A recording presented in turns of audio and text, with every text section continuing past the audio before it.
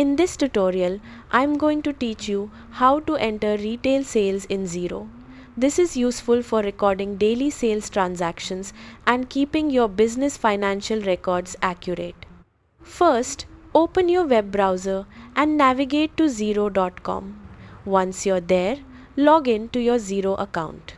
After logging in, look at the top right corner and click on Create New, represented by a plus icon.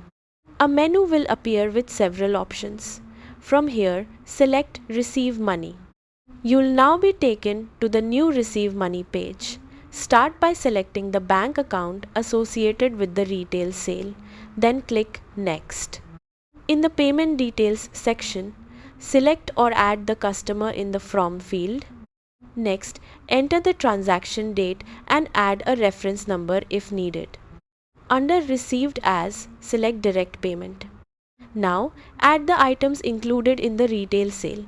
Enter the relevant products, amounts, and other required details. Make sure the tax setting is correct, whether the prices are tax inclusive, tax exclusive, or without tax.